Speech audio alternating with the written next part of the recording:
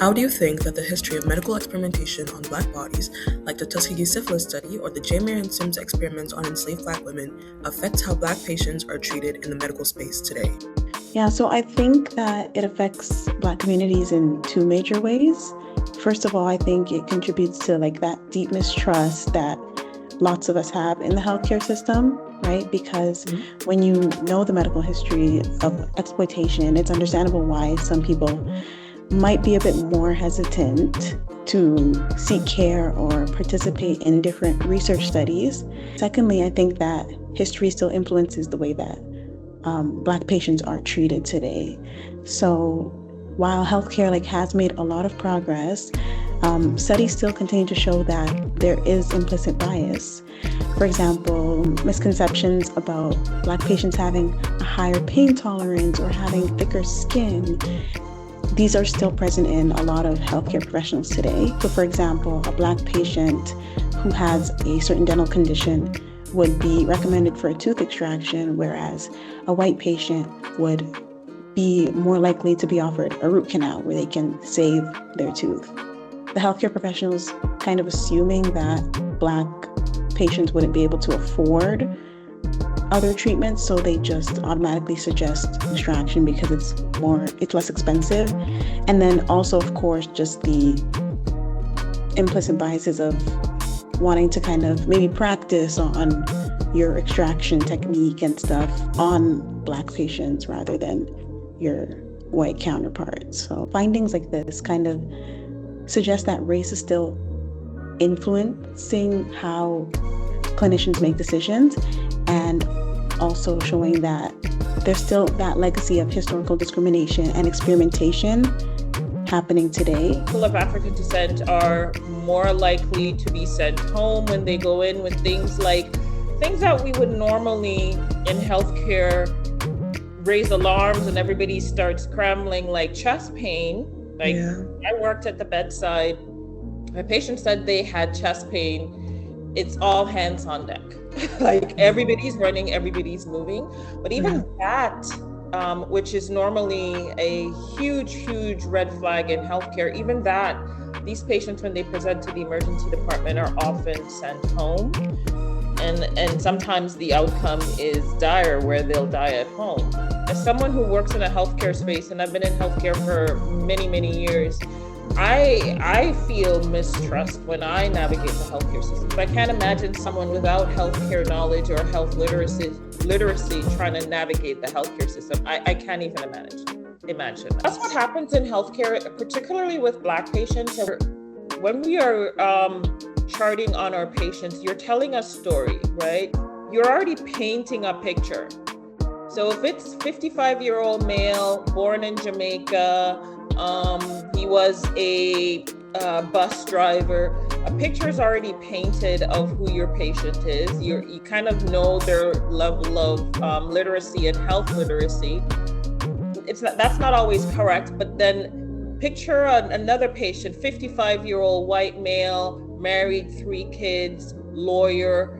That already bias is already being developed before the nurse walks into the room, before the doctor walks into the room. There's already an implicit bias that, hey, if it's a lawyer, a 55-year-old white male, married, lawyer, you're already forming a picture of who this is. You know, first of all, lawyer sends red flags because he could sue you. And this is what healthcare does. The implicit bias takes place before you even see the patient, just from you reading their chart. What topics of Black medical history did you learn about on your own that should have been incorporated into curricula and taught in medical education? Pretty much through my own research, I learned about those myths or about the Black biological differences between Black and white patients. I also learned about studies on pain perception, and also research showing that Black patients are receiving different dental treatment recommendations. I even came across this paper that was talking about how dental professionals have this type of implicit bias for white faces over Black faces. So pretty much when they were shown a white face versus shown a Black face and asked about their like moods or feelings towards that, there was like a significant difference in those perceptions, which is both surprising and concerning. And these topics weren't like discussed in my formal dental curriculum, right? These were things that I sought out because I chose this topic, whereas all of my other peers in my class didn't learn about this because it wasn't a topic that they chose. So I think that that's kind of a missed opportunity because every future healthcare professional should understand these implicit biases and because of how they can influence how you care for patients. So I think it shouldn't just be something that I happen to come across because I chose this project.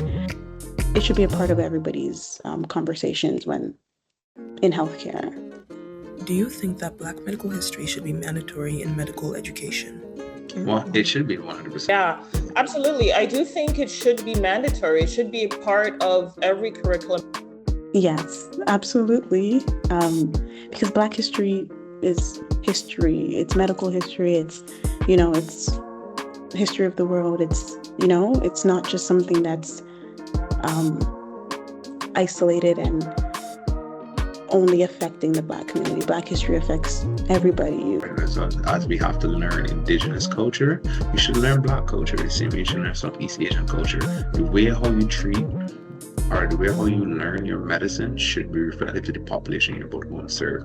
When you think about who created different things, like the Black people, are behind a lot of these different inventions. And so same thing goes for medical history as well. Without Black bodies, both positively and negatively, there wouldn't be the research that there is today on a lot of different conditions, right? So I think that it's very important to include Black medical history in medical education. I think that understanding this history helps healthcare providers to understand why health disparities exist, why mistrust exists in the Black community, and also how these implicit biases are still affecting how we care for each other today. I do think it should be mandatory because I think outside of Indigenous brothers and sisters, I think Black bodies are the most at risk for healthcare disparities, right? So I do think it should be mandatory that not only do they explore it, but they ensure that these are things that should be tested on. Because I think if you're not tested on it in med school or nursing school, you don't care to learn. That's the truth. But I think it should be a big part of the curriculum, absolutely, because it could save lives. What does it feel like to walk into a classroom, a hospital, or any space really and not see anyone who looks like you? Girl, I could read a book. I experienced it as a student. I went to McMaster and I was oftentimes the only Black person in my class. You automatically see people questioning you, questioning if you belong, if you're smart enough, right? And then as a nurse, as an RN, I experienced that quite frequently. And now as an NP, I experience it from the patients. I experience it from my colleagues, nurses, doctors, other NPs.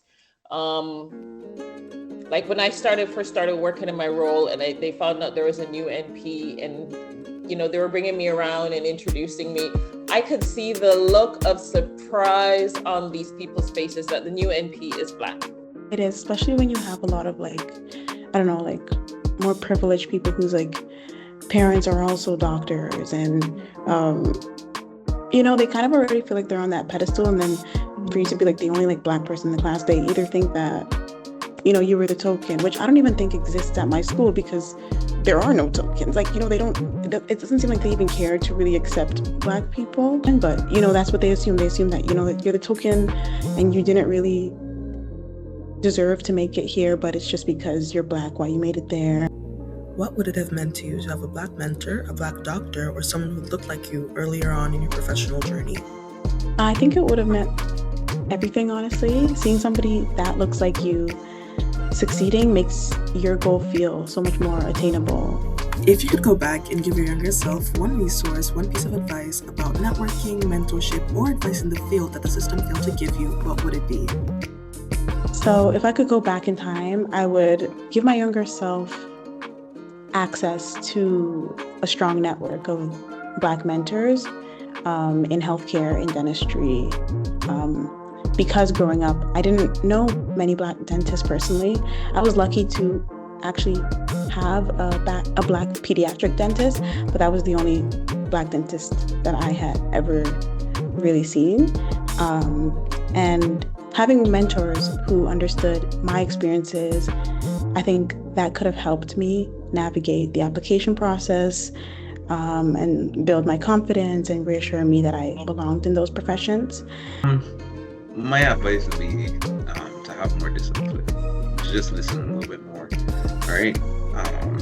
To understand that the sacrifice is worth it. After conducting 6 interviews and hearing from different perspectives and about different experiences in the healthcare field, it's hard to understand why this is still the system we have to deal with today. There's no denying that we have come a long way, but the healthcare field seems to want to ignore the problems we have had to face to get here. If we fail to learn from our history, we are doomed to repeat it. We are repeating history today. Black people, Black patients, and Black communities do not trust the healthcare field. They are ignored, mistreated, and undervalued in the healthcare field. Their pain is being assumed to be something else. They are told that they have thicker skin and can deal with more pain. They are looking for help, but only being met with a wall. Black people, Black patients, and Black communities can and will be able to trust the healthcare field, but the healthcare field will need to be better. It will need to change. It will need to be more transparent. As Dr. Sylvanus Thompson put it, the healthcare system can build trust by being a bit more transparent. Health Canada keeps doing research but doesn't share it with us. We don't understand or even see the scientific papers, let alone know the risks of the research. The healthcare system needs to do better. It needs to stand up for and help Black patients, Black medical students, Black healthcare professionals, and Black people.